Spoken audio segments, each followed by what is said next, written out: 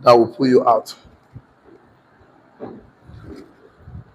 That will pull you out of broke living.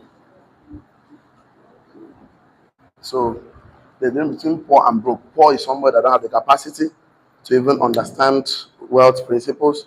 But this one understand it, but yes, you don't have cash. Absence of cash is broke. So the first one we discussed yesterday, which we are running up today, but we can go to the next thing, is called your purity of money mindset. Number one, the shift is that your purity of money mindset. So we mentioned three things there, and the three things we mentioned was that okay. Number one thing we mentioned was that if you think that money is bad and you want to do good, if you think that money is bad, money is evil, and you want to do good, you will be poor in life. Because if you think something is bad and you want to do good, you want to do good. You want to do good. The answer is that you'll be poor in life. So the fact that you think that is bad. Now, if you think that money is neutral, you'll be average in life. That money is subject to the person that has money and wealth. You'll average in life. But if you think that money is good, inherently good, that means you'll be wealthy in life. Because the good thing is that, okay, we didn't complete this class yesterday. We have to complete it. So anything good can always produce good. Anything bad, if you think that money is bad and you want to do bad, definitely you make money. Because the thing is this, I cannot be saying that a lazy man, laziness, is it good or bad? Okay, now a hand that is lazy will lead to poor. Diligent, is it good or bad? Good. So everything that is good give birth to good. Okay, success, is it good or bad? Good. So okay, I know what to do, so I can understand very well. We stopped somewhere yesterday. Okay, for the people that were not in our class yesterday, we discussed so much. Let me just do small revision. Psychology is a study of your mind, how you think and how you feel. A mind is a present way of thinking and feeling, and there are two things that happen in the mind. There is a subconscious mind and the conscious mind. So mind is like this. Mind is two, and the smaller one is called the conscious mind. So now conscious mind. The conscious mind is the smaller one. So the bigger one is called the subconscious mind. The subconscious mind. The subconscious mind. Now, the subconscious mind is what controls the way we behave. This is what controls behavior, the way we behave. So this conscious mind is simply five things: your eyes, your nose, your mouth, your ear, your skin, the color of your ear, your skin. These are the conscious mind. So now, this one you see is a gardener. He's a gardener. He's the one that always plants the seeds in the garden, like a soil. So this one now is a garden. So whatever you plant in the garden, it will produce for you. So if you keep using your mouth to feed your subconscious mind negatively, it will bring negative results. If you use your mouth, your eye, your nose to feed the subconscious positively, it will bring positive results. So it's not about whether life is hard or not. It's about what are you feeding your subconscious mind, because this one controls. If there have to be a fight between conscious and subconscious mind, this one will surely win, because this one actually determines how you behave, because your beliefs control your behavior. So what is not working for a lot of people is that they think that life is difficult, life is unfair, that life is not good. Definitely, because they think over it for some time. As a man thinketh in his heart, so is he. So your money mindset is a thermostat that controls, and it's autopilot that brings the result you are experiencing right now. Your financial result and outcome is a product of your subconscious mind, not your conscious mind. Tell your neighbor, your financial result and outcome is a product of your subconscious mind, not your conscious mind. Definitely. So you can use your mouth and say, I want money, but subconsciously say people that have money are evil, people that have money are wicked. Once you start thinking that, because you will always win. So your subconscious mind and your conscious mind, if they go into battle, the subconscious will surely win. You need a conscious reprogramming and that of your subconscious mind that will cooperate with your conscious mind to give the truly result you need in your finances. So the first psychology we're looking at is that if it's the purity of money. If you think that money is bad, that means you believe, that we discussed yesterday. Believe. So we said that you have to be lying to yourself. If you lie to yourself, that means it's not lying. When you lie to somebody, that means you're lying. You have to lie to yourself. That's be lying to yourself that you are a successful person, because what you believe is the biggest lie you keep that keep people broke or rich and wealthy in life. Anything you tell yourself about a future outcome, you made it up. Tell them about anything you tell yourself about a future outcome, you made it up.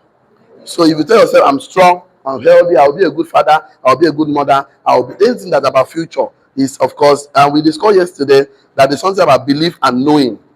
You only know what you have. You don't know what you don't have. For example, now we gave example. I said, if I live here, I'm going home. I will discuss, was that a belief or knowing? We concluded that it was a belief, because I might not be going home straight. Someone might give birth in the hospital. I might need to go to that place. I might have accidents. I might have somebody calling me that they bought a new land. So that is just a belief, because you don't know the outcome. You don't know tomorrow. Nobody knows what tomorrow have. So if you are going home, you are eating food. These are little things. We believe those little things, because anything about future, you have to believe. Knowing is something you have. Do you know you have hands? Yes, you know. Do you know you have a mic now? Yes, I know. So knowing is something you have. Belief is something you don't have, but it's a future outcome. So what you tell yourself about a future outcome matters a lot. You made it up. So you make up your mind that you're a successful person. That is going to be up to you. So believe everything, like the big things about your life. But people believe small things, but they doubt and question every big things in their life. They ask a point, do you believe you eat food tomorrow? You say yes. Do you believe you go home tomorrow? You go to bed, you say yes. But do you believe you're going to be a millionaire? He says, what if I'm not? So he becomes a contingent, a fight over big things in his life. So we don't know the future. We only tell, we cannot tell the future. Nobody knows the future. Nobody can tell the future. We all believe that the future will work for us. So we are all believing simple things and assume negative contingency about the most important thing in our life. Yesterday we gave so many examples. If you tell somebody, do you believe you become a good entrepreneur? He said, what if you begin to argue those things? So wealth and desire, wealth and money is not inherently good, not evil. So you ask somebody, how much do you want to earn in life? The answer should be as much as I can. How much do you want to be successful in life? As much as I can. How long you want to live on earth? As long as I can. How long do you want your parents to live on earth? As long as I can. Don't say, I'm not sure, I'm not going to. If you say those things, that means you are entertaining negative belief. Let me ask a question to all of us. How much do you want to make in life? How healthy do you want to be in life? How long do you want your parents to live? Okay, so the answer should be as much as you can. So wealth is not neutral. Wealth is good and inherently good. Only have singular mind about wealth. Because once you think about wealth as something that is not good, it will sabotage all your results. We discussed so much yesterday, and we came to a point that it was religious, society and religious people that made us think that wealth is bad, wealth is neutral. No, you have to subconsciously reprogram your mind. Don't be afraid of people judging you that money and wealth is a pure motive. In fact, we discussed so much. There is a pure motive for somebody to put fuel in your car and demand for money. It's a pure motive for you to eat in the restaurant and collect money and you pay money for the food you eat. So your pure motive about money is going to determine how much money you will make in life. We discussed that one yesterday. Yes or yes?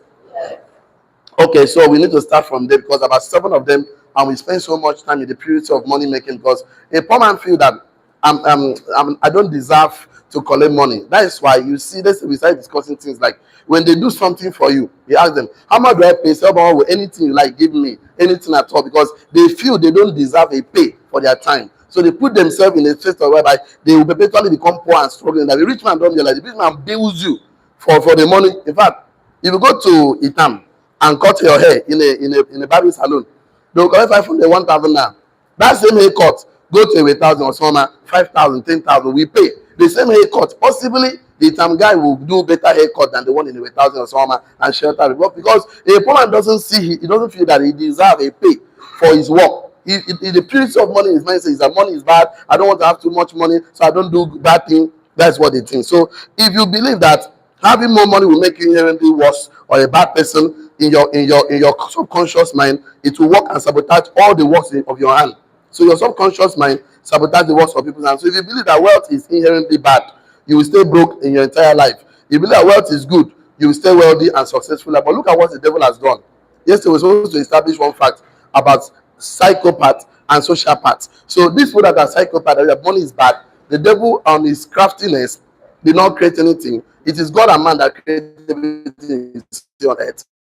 God created everything and allowed man to take off from him. But devil now allow the psychopath and sociopath to actually invent God's given teachings and principles for the kingdom children like me and you, so that the people can propagate his work on earth. So psychopaths and sociopaths are very rich and wealthy people today because they think that money is bad and they need money to do evil things. So psychopath is a person that is extremely lack of empathy, that manipulates and exploits people, and for the purpose of using it to do bad things. So they lack conscience and guilt and refuse to accept responsibility for the action. Why sociopath is a person who consistently show no regard for right or wrong and ignore the right and feeling of other people. So I need to differentiate a psychopath and sociopath and what they have in common, and so that because they think that money is bad now because it was singular reason and their singular purpose, so they have money to do bad things just because the enemy wants to propagate his work. So you and you that think that money is good for us to do good works on earth, for us to use it to propagate the gospel of Christ, create impact, create value, own company, own factories to employ people.